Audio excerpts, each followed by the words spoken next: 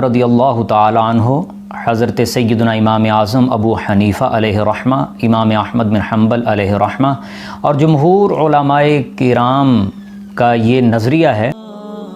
مفتی صاحب کے چینل کو سبسکرائب کریں کہ رمضان شریف کے آخری عشرہ میں 27ویں شب ہی شب قدر ہے، اور بعض امام شافعی علیہ رحمہ کے مقلدین ائمہ مجتہدین کا بھی یہی نظریہ ہے۔ تو حضرت ابی بن کعب رضی اللہ تعالیٰ عنہ تو اس نظریے پہ اتنے پختہ تھے کہ آپ قسم اٹھاتے تھے کہ 27ویں شب ہی شب قدر ہے۔ اور پھر اس حوالے سے حضرت عبداللہ ابن عباس رضی اللہ تعالیٰ عنہما فرماتے ہیں کہ اللہ رب العزت کو طاق اعداد بہت پسند ہیں، اور طاق اعداد میں 7 کا ہندسہ اللہ کو بہت پسند ہے۔ زمینیں 7 ہیں، آسمان 7 ہیں، اور 7 اعضاء پہ سجدہ مشروع کیا گیا ہے، ہفتے کے دن 7 ہیں۔ تو اس لیے رمضان کے آخری عشرے میں 7ویں شب ہی شب قدر ہونی چاہیے، یعنی 27ویں ہی شب قدر ہونی چاہیے۔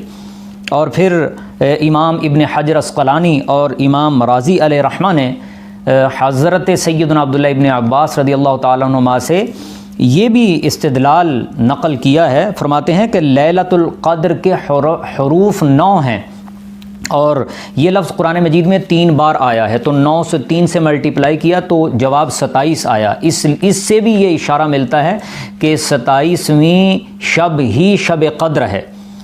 اور امام رازی رحمۃ اللہ تعالیٰ علیہ نے بھی یہ ذکر فرمایا کہ ہی حتی مطلع الفجر، اس میں ہیا ضمیر لیلۃ القدر کی طرف لوٹ رہی ہے، اور یہ اس سورت کا 27واں کلمہ ہے۔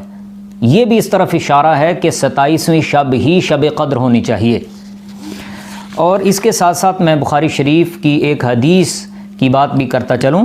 بخاری شریف میں انٹرنیشنل نمبرنگ کے مطابق حدیث کا نمبر ہے 2023۔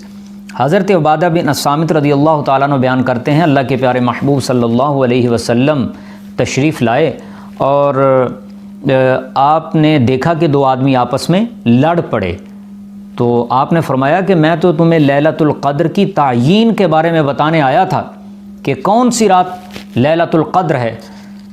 تو جب یہ دونوں آپس میں لڑ پڑے ہیں تو اس کی تعیین کا علم اللہ رب العزت نے اٹھا لیا ہے۔ اس حدیث کو پڑھ کے بعض لوگ کہتے ہیں کہ رسول پاک صلی اللہ علیہ وسلم کو شب قدر کا علم نہیں تھا، جبکہ جو بخاری شریف کی مشہور شروحات ہیں شرح آفاق، اس میں عمدۃ القاری شرح صحیح بخاری، اس حدیث کی شرح کرتے ہوئے علامہ بدر الدین عینی علیہ رحمہ نے لکھا ہے کہ صرف اس سال حضور صلی اللہ علیہ وسلم سے شب قدر کی تعیین کا علم اٹھایا گیا، اگلے سال آپ کو پھر عطا کر دیا گیا۔ اور یہی بات حافظ ابن حجر عسقلانی علیہ رحمہ نے بات کرتے ہوئے ذکر کی ہے، بلکہ علامہ سید انور شاہ کشمیری مشہور دیوبندی عالم دین، انہوں نے فیض الباری میں اسی حدیث کی شرح کرتے ہوئے لکھا ہے کہ صرف اسی سال تعیین شب قدر کا علم اٹھایا گیا، اگلے سال حضور صلی اللہ علیہ وسلم کو وہ علم عطا کر دیا گیا۔ تو بہرحال اللہ رب العزت ہم سب کو شب قدر کی اہمیت کو جانتے ہوئے زیادہ سے زیادہ اپنی عبادت اور ریاضت کی توفیق عطا فرمائے۔